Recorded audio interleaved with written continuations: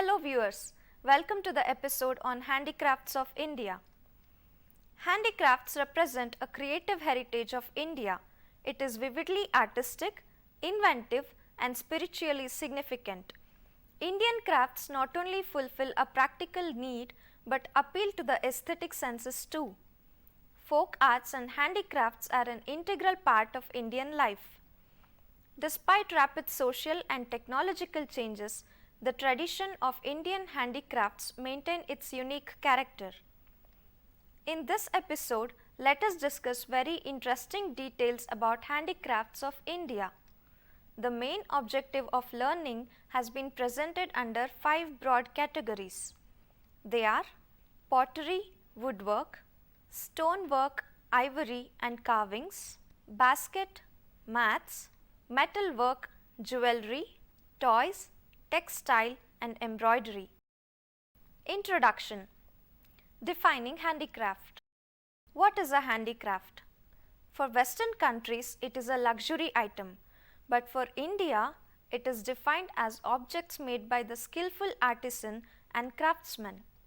Obviously, it carries the part of the creator as well as the centuries of their evolutionary tradition. These objects are created to meet the requirements of the common folk as well as the aristocrats. 3 distinct types of crafts have been evolved over the years. 1. Folk crafts created for personal use by village craftsmen for a limited clientele and specialized objects for particular occasions. 2. Crafts developed around religious centers as an answer to religious institutions and their ceremonies. 3. Commercial crafts made by specialized craftsmen who often work in centers specializing in specific skills.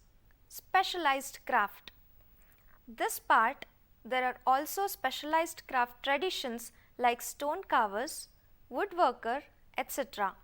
Such specialized skills led to the development of a wide range of crafts. They became an important commodity since early times. The range and variety of Indian handicrafts are mind-boggling, stunningly aesthetic and extraordinarily crafted. You can classify them under the following categories: textiles, floor coverings and pile carpets, pottery and terracotta, woodwork, metalware, jewelry, stone carving, ivory, bone and horn carving, basket making and mat weaving, festival and ritual crafts. Pottery. Clay was the earliest and ancient natural medium for making objects. Clay was used to make objects required for social, cultural and religious needs of the people. The Harappans used decorated handmade potteries. The use of potter's wheels and fire led to the developed system of pottery. Large size molds came up in the subsequent periods. The Malwa wares were known for their polished surfaces. Ceramic arts. In Maharashtra, Madhya Pradesh and Bengal, distinctive varieties of ceramic arts were developed. From 200 BC to 600 AD, there was a rich development of clay wares of all sorts. Their radiant colors, limitless designs, incise methods, molds, etc. were captivating. In addition to household materials, the clay crafts gained importance and produced galaxies of deities and local pantheons meant for worship. Terracotta. Terracotta is yet another phase of clay craft. Terracotta sculpture gained importance in due course. During the Gupta and post-Gupta period, terracotta attained its height of fame. It was also used as a material for the construction of temples and palaces. Evidently, terracotta took multifarious forms, paved the way for the excellent display of various objects. They assisted the technical perfection. In West Bengal, external decorations with figures, molded bricks, tiles, panels, etc. were aesthetically designed. It was quite familiar during the 7th and 8th centuries. Due to the non-availability of any cheap substitute, terracotta became popular. The Muslim rulers too were greatly influenced by terracotta and clay models. The blue pottery is popular at Delhi and Jaipur. In Tamil Nadu, the images of the folk deities are made up of terracotta. They are painted in a captivating and attractive way. Woodwork. The tradition of wood carving in India existed even during ancient times. Each region developed its own style of wooden structures and carvings. For executing special functions, the carpenters used different materials. When wood was used for carving images and structures, it reached its high water mark.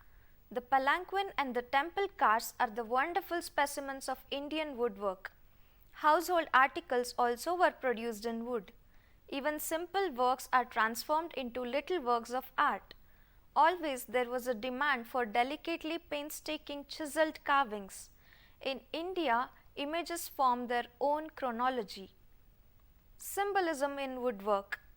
Great importance was shown to the quality while making the wooden images of God.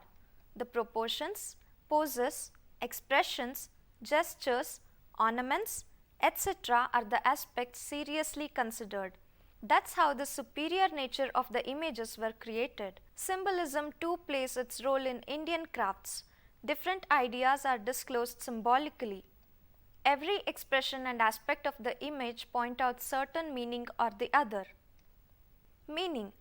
The symbolic meanings expressed by them are also important because they stand testimony to the ability, capacity, workmanship, faith, devotion, and dedication of the artist.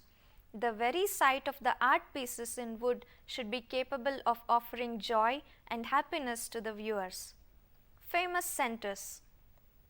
Assam is known for large carvings of mythical figures. Gujarat known for carved facades and long beams carrying intricate patterns. Kashmir is known for furniture, tabletop bowls, boxes. Punjab for lacquer turned furniture. Uttar Pradesh for making screens and room dividers, and Rajasthan for puppet pieces. Woodwork in South. In Karnataka, Tamil Nadu, Andhra Pradesh and Odisha, carved chariots find its best expressions. Kerala is famous for sandalwood and rosewood carvings. These states has a number of wood carving centers. Kerala too specializes highly stylized wood carved figures. Stonework. Stone carving was little late in India, but gained prominence and was mastered rapidly in due course. The intricate carvings at Sanchi is the earliest example for finest specimen of stone carving. The stone craft had a dynamism and mobility. The Indian craftsmanship never worried about its massive or bulk or colossal size. At the initial stages, Buddha was glorified through stone craft. The creative artisans produced sophisticated art. The Jain structures too have railings and pillars with decorative motifs. The Amaravati Stupa in Andhra shows stone sculptures at its height. The stupa contains the workmanship of the 7th century AD. Konark and Khajuraho. Konark temple was conceived as a gigantic solar chariot having 24 gorgeously ornamented wheels. It is known for its architectural grandeur and elegance. The Chandela rulers too brought out the Khajuraho temple during the 10th century AD. The temples in Bengal too have their pleasing forms. Mahabalipuram. At Mahabalipuram, we have wonderful sculptures hewn out of rocks. The cave temples, the rock-cut monoliths, structural temple in the seashore, Arjuna penance panel, carved out of a rock are the wonderful specimens of Pallava architecture. Thousands of temples are available across South India. They are of immense value. For example, the temples at Srirangam, Chidambaram, Kanchipuram, Madurai, Tanjore, etc. are some of the notable structural temples. The pillars and mandapas inside the temples, the gopurams along with gateways are superb stone temple structures in Tamil Nadu. The Padu Mandapam of Madurai of Nayak period is yet another wonderful specimen of stone craft. Thus, stone craft found in Zenith in South India almost all through the ages. Marble carvings. I must mention about marble carvings and inlay of semi-precious stones on marble. Agra, the city of Taj, is popular even today. This apart, there are few popular cities specialized in stone carvings. Gaya, Devanahalli and Durgi are some of them. Ivory work. Ivory carving is one of the most ancient crafts of India.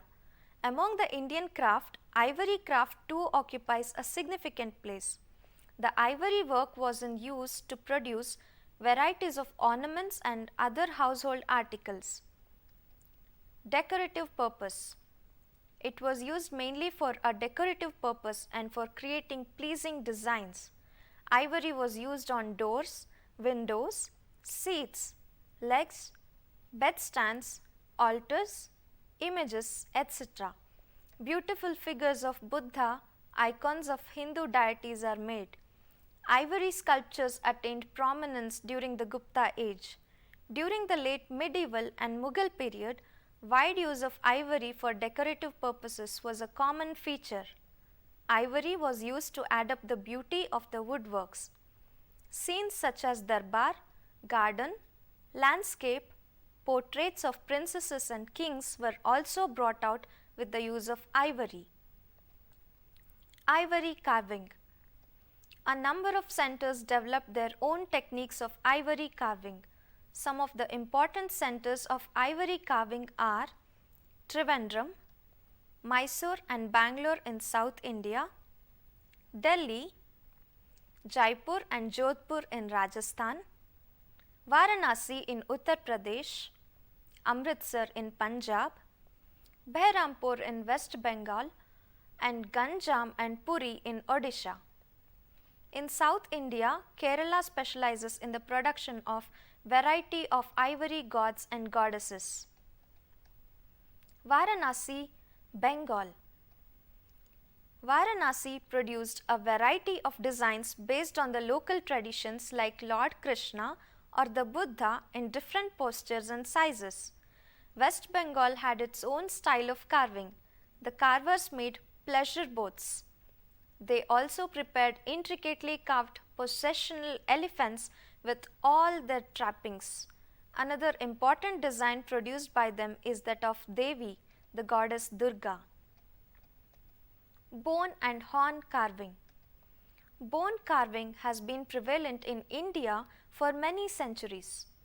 Many of the tribal people carved intricate patterns with the use of bone. In the Himalayan areas, there is a traditional bone carving for ritual purposes. In Odisha, superb bone carvings are being prepared even today. The Santals, the Orans as well as the Marias prepare carved combs out of bone and horn. Basket making and mat weaving. Basket making is an art as ancient as the making of pottery. Later, different materials were used to develop a variety of basketry for domestic use as well as for ritual purposes. Special patterns were developed based on local traditions and techniques. Baskets. Baskets are made out of twigs, bamboo, cane and the wild monsoon grass. Punjab is famous for its sturdy spirally built baskets. Kashmir is famous for its willow baskets. A variety of baskets are made for use in home as well as for sale to tourists as picnic baskets and large presentation hampers.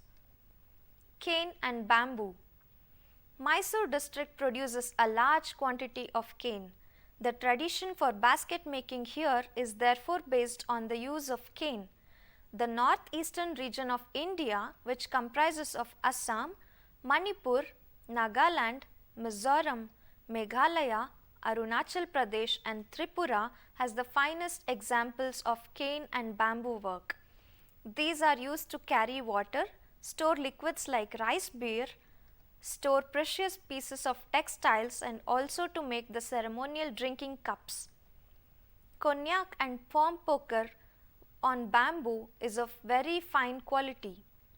It is found only on personal objects such as tobacco tubes, combs, earplugs, or the sword and shuttles used for weaving. Mat weaving. Varieties. Different materials such as reeds, grass, cane and bamboo are used for making varieties of mats all over India. The finest ones are the Pattamadai mats woven in Tirunelveli district of Tamil Nadu. This mat is so fine indeed that it can be rolled or even folded into a small box. Popular centers. The Kora grass mats of Kerala are also well known for their intricate designs. The screw pine mats are also from Kerala. They have a soft texture and intricate embroidery. The reed mats of Manipur called Pak are a speciality of the area. Seetal Patti mats woven with green cane are a speciality of Bengal. Also, it is known for the fine quality of mats woven with the Madhur Koti grass. Intricate patterns of the Kalga, mango and shikar temple spirals are made by dyeing the grass in a russet color.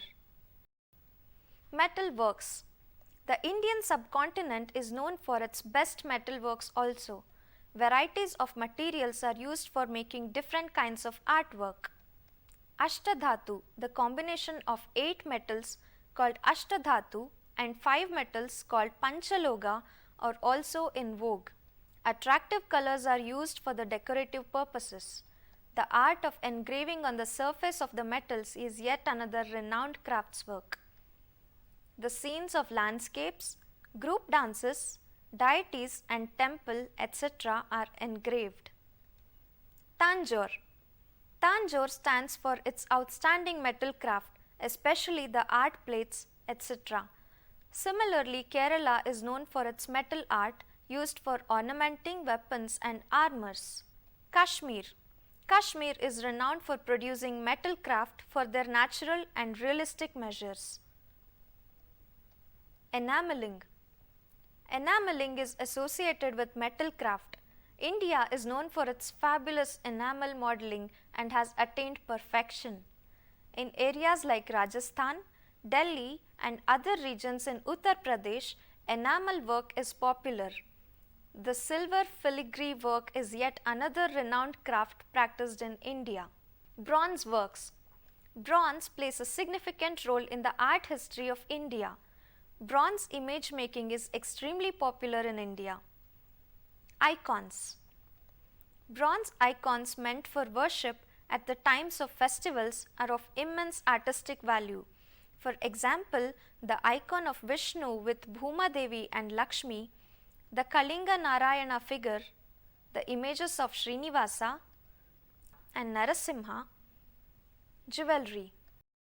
In India, as you know, so much of importance is given for the jewels. With the tradition of ear-boring ceremony, the custom of wearing jewels commences. Wearing jewels has been a part and parcel everyday life. In a sense, it is an indispensable and inseparable asset. I must mention about the richness and variety in jewelry patterns. Jewelry used by women all over India are similar. In North, ornaments worn by upper class vary depending on age groups. For example, head ornaments is popular in Rajasthan. The nose ornaments and neck ornaments are endless in varieties. Similarly, you can notice certain distinctive forms developed by specific sections, groups or areas. I must indicate the various forms and designs produced in Punjab, Kashmir, Assam, West Bengal and the folk jewelry of Odisha. Also, the jewelry of upper class is a class by itself. Toys manufacturing. In Assam and Bihar, clay toys are popular. Lucknow produces toy sets having different faces and costumes. Toys of peasant figures, hunters, temples, carts, etc. are produced in Andhra Pradesh. The Kondapalli toys of Andhra are quite appealing. The Tirupati dolls produced by Tiruvanur village are made of red sandalwood. In Karnataka, Belgaum is famous for flat work pieces. Gokak in the Belgaum district produces infinite variety of toy fruits and vegetables. Udaipur in Rajasthan is a big center for wooden toys. Gwalior has a special type of traditional rag dolls. Tanjore is known for its elegant and excellent paper toys. Kumbakonam and Mayavaram districts are also popular for such things. Kerala is famous for wooden toys of different varieties. Textiles. Let us understand that the techniques, designs, varieties and materials in Indian textiles is determined by geographical and climatic conditions. Also, they influence the style of weaves, colors and motifs based on the material and technique used. Indian textiles may be classified into 8 categories: cotton fabrics, silk weaves and brocades, tie and dye fabrics, hand printed fabrics, dyed and painted fabrics, folk embroideries, shawls and woolen weaves, tribal weaves. Textiles and cotton. India is the home of cotton and textile products. Cotton fabrics were and are an export commodity. Certain varieties were extremely popular. For example, Dakai weaves, Jamdani, Ilkal saris of Karnataka and cotton saris of Tamil Nadu. For silk weaves, Banaras, Baluchar, Surat and Janeswar are popular, and Gujarat is known for brocaded ghagras and gaumukhi. South India is popular for silk saris. Some of the famous centers are Kanjipuram, Tanjore, Kumbakonam, Arni and Tiruppuvanam in Tamil Nadu. Sangareddy and Dharmeswaram in Andhra Pradesh besides Kollegal and Mysore in Karnataka. Regarding tie-dye varieties, Gujarat and Rajasthan are famous. Among the folk embroideries, Kutch and Saurashtra regions are popular. Besides, Bikaner, Punjab, Haryana, Himachal Pradesh, Bihar, Bengal, Odisha and Karnataka. Regarding shawls and woolen weaves, Kashmir is known for its super fine quality of wool, designs and craftsmanship. For tribal weaves, Arunachal Pradesh, Nagaland, Manipur, Tripura and Assam are famous.